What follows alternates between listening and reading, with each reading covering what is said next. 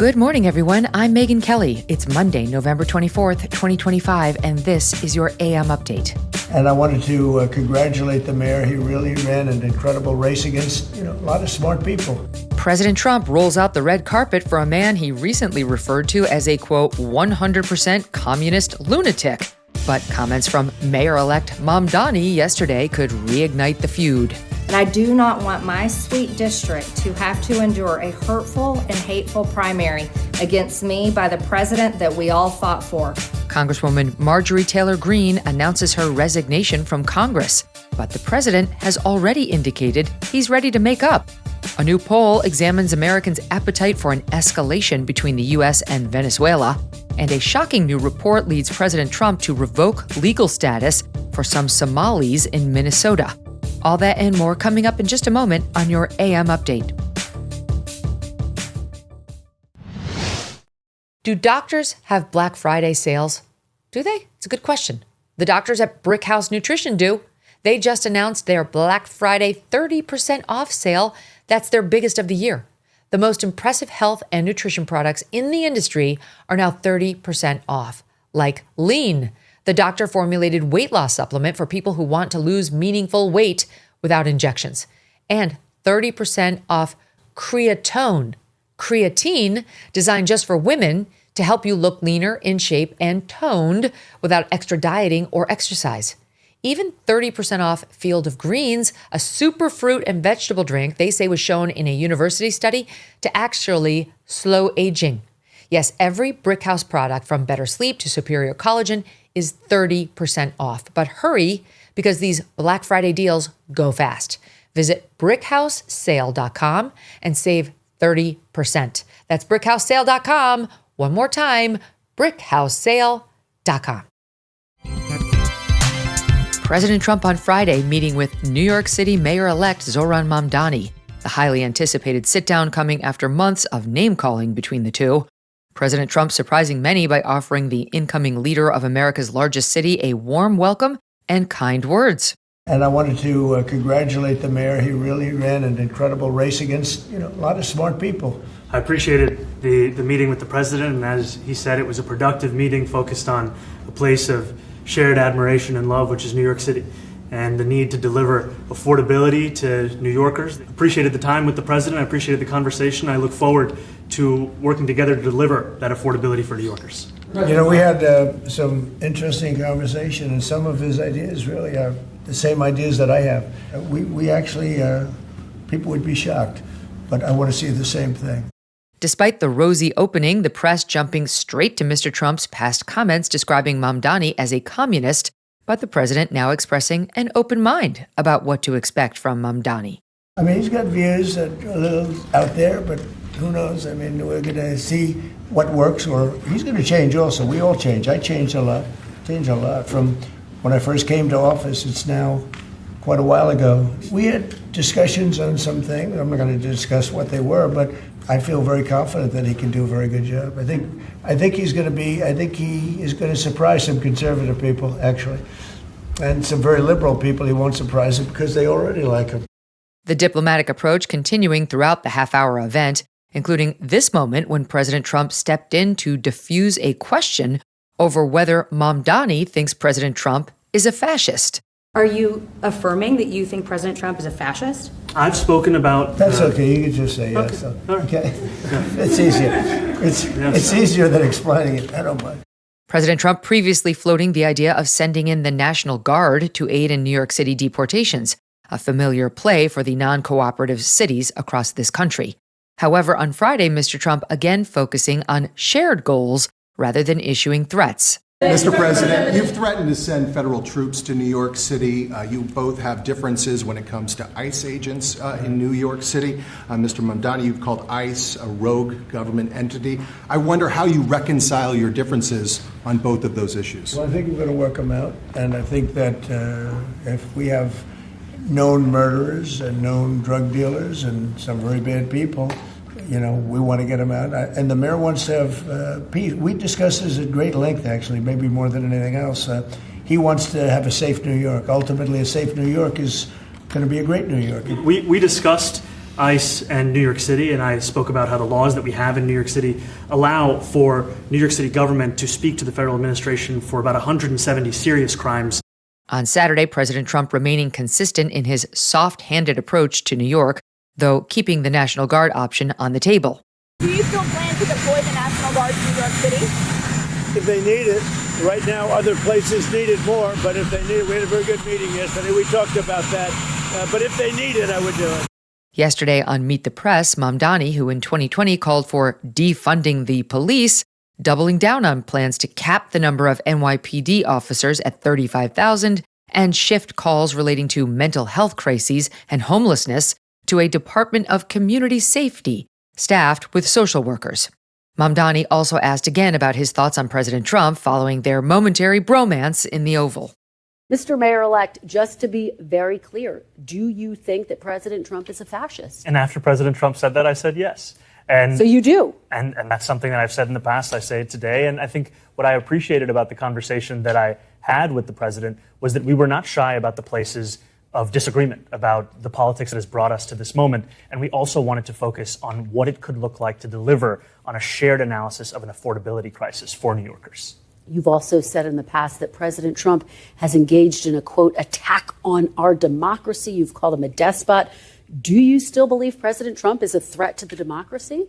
Everything that I've said in the past, I continue to believe. Truth Social post incoming.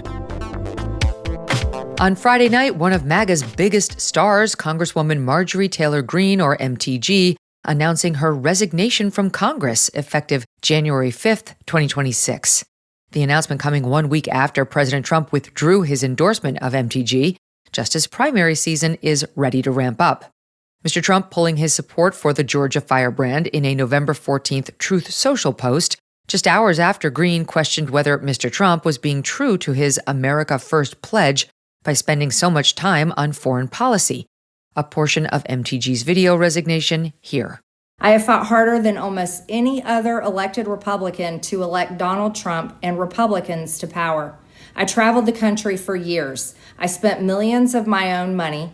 I missed precious time with my family that I can never get back. Meanwhile, most of the establishment Republicans who secretly hate him and who stabbed him in the back and never defended him against anything have all been welcomed in right after the election.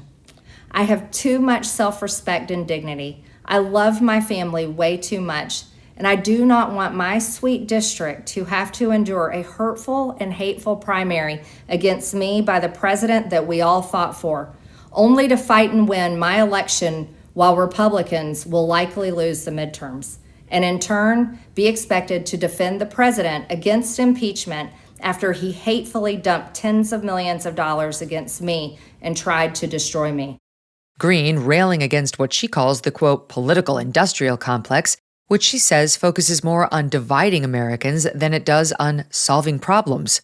President Trump reacting to news of the resignation early Saturday morning in a Truth Social post, quote, Marjorie Taylor Brown, because of plummeting poll numbers and not wanting to face a primary challenger with a strong Trump endorsement, where she would have no chance of winning, has decided to call it quits. For some reason, primarily that I refused to return her never-ending barrage of phone calls, Marjorie went bad. Nevertheless, I will always appreciate Marjorie and thank her for her service to our country. We're not sure why he's calling her Marjorie Taylor Brown, but he did post something on Truth Social suggesting her last name is like grass. Good when green, but then when it goes bad, it turns brown. On Saturday afternoon, Mr. Trump characterizing things this way to reporters. Are you willing to forgive Congresswoman Taylor Greene? Forgive for what? No, I just disagreed with her philosophy.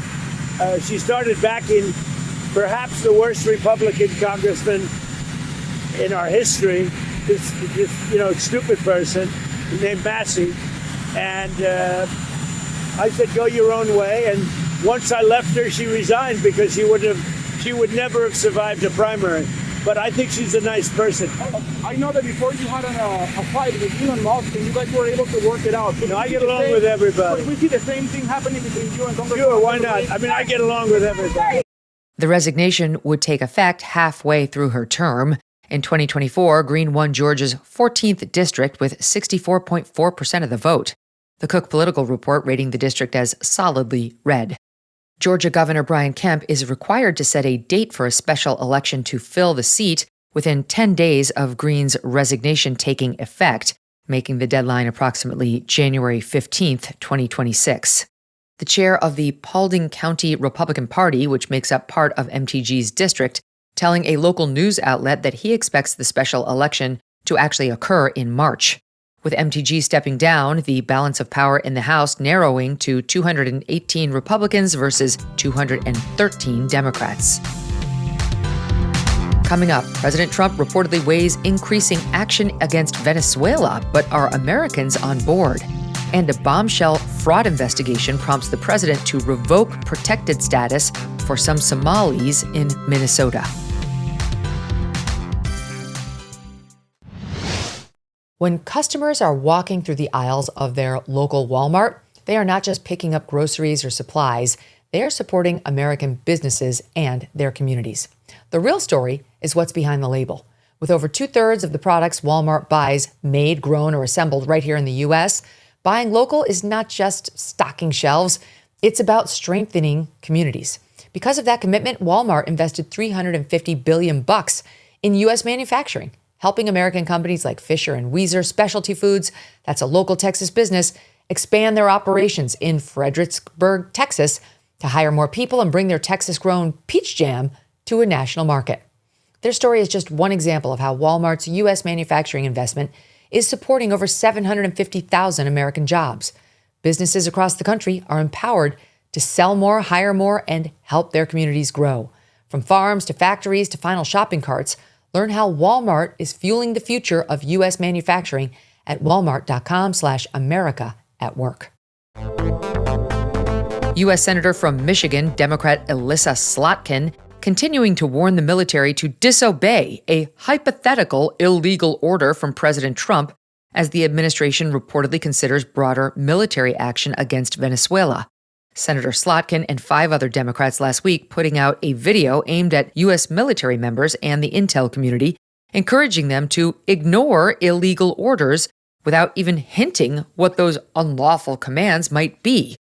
Many critics accusing the group of potentially sowing chaos in the ranks, causing confusion and creating situations that could become dangerous, all in pursuit of political points.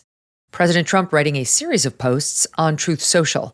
This from Saturday night in all caps, quote, "The traitors that told the military to disobey my orders should be in jail right now, not roaming the fake news networks trying to explain that what they said was okay. It wasn't and never will be. It was sedition at the highest level, and sedition is a major crime." Senator Slotkin, Sunday on ABC, pressed on whether President Trump has actually issued any illegal orders and what they might be. Do you believe President Trump has issued any illegal orders? To my knowledge, I am not aware of things that are illegal, but certainly there are some legal gymnastics that are going on with these Caribbean strikes and everything related to Venezuela. And it is very clear that no one should follow an illegal order, but it's very murky when you look at what is an illegal order. And if you go into morally, ethically, that's a pretty tough thing to look at and say, how do I navigate this? Look, if you're going back to Nuremberg, right, that, well, they told me to do it, that's why I murdered people, is not an excuse. If you look at popular culture, there's you watch, A Few Good Men, we have plenty of examples since World War II in Vietnam where people were told to follow illegal orders and they did it and they were prosecuted for it. A Few Good Men? This is her evidence of troops following illegal orders? Newsflash, Alyssa. Colonel Jessup wasn't real. There wasn't actually any Code Red, and Tom Cruise is not in the U.S. Navy. Sorry. You can't handle the truth. As for Venezuela, their drug boats are trafficking narcotics into the United States, killing our young people. The military taking out at least 21 boats, killing at least 83 suspected drug traffickers since September. The Trump administration defending the strikes as part of the president's broad national security authority. By the way, what's worse? President Trump taking out Venezuelan drug dealers bringing poison to kill Americans? Or President Obama droning American citizens, including minors, overseas without a trial? because these same leftists didn't seem to have a problem with that. 4 U.S. officials telling Reuters over the weekend the U.S. is, quote, poised to launch a new phase of Venezuela-related operations in the coming days, end quote, reportedly including covert operations. This as a new CBS YouGov poll finding 70% of Americans would oppose taking military action in Venezuela versus 30% in favor. According to the poll, 76% of Americans believe the Trump administration has not clearly explained the U.S. position on military action in Venezuela versus 26% who say it has. A poll from 10 days ago by Reuters showing Republicans favor drug boat strikes, 58 to 24%, 3/4 of Democrats oppose them. President Trump on Friday announcing the immediate termination of temporary protected status, or TPS, for Somalis in Minnesota. TPS is a federal program granting legal status and work authorization to people from unstable countries. The announcement following a new report from the Manhattan Institute's City Journal, headline, quote, the largest funder of al-Shabaab is the Minnesota taxpayer. Al-Shabaab is an al-Qaeda-aligned militant Islamist organization based in Somalia. From the report, quote, at least 28 fraud scandals have surfaced since Minnesota Governor Tim Walz was elected governor in 2019. Most of the large-scale fraud rings, according to 2 former FBI officials who spoke with City Journal, have been perpetrated by members of the Somali community. The Somalis accused of taking millions in welfare payouts and funneling it back to Somalia and, in some cases, to al-Shabaab. A retired Minnesota Joint Terrorism Task Force official telling City Journal, quote, for every dollar that is transferred from the Twin Cities back to Somalia, al-Shabaab is taking a cut of it. Mr. Trump posting to Truth Social, quote, Minnesota under Governor Tim Walz is a hub of fraudulent money laundering activity. Somali gangs are terrorizing the people of that great state, and billions of dollars are missing. Send them back to where they came from. It's over.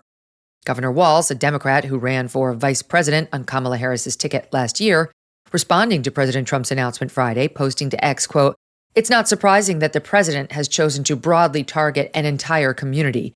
This is what he does to change the subject. The most famous member of Minnesota's Somali community, Democrat Congresswoman Ilhan Omar, posting to X on Friday, quote, I am a citizen, and so are the majority of Somalis in America. Good luck celebrating a policy change that really doesn't have much impact on the Somalis you love to hate. We are here to stay. CBS News reporting there are 705 total Somali immigrants in the U.S. under the TPS program, a small fraction of the more than 42,000 foreign-born Somalis living in Minnesota. Any Somali in the U.S. as a permanent resident or even as a citizen who commits fraud could potentially be subjected to a denaturalization process or, more likely, could be prosecuted for fraud. Although President Trump's announcement said the temporary protected status would be terminated immediately, legal experts say the Somalis are entitled to 60 days' notice, meaning March 17th is the earliest date Somalia's protected status may end.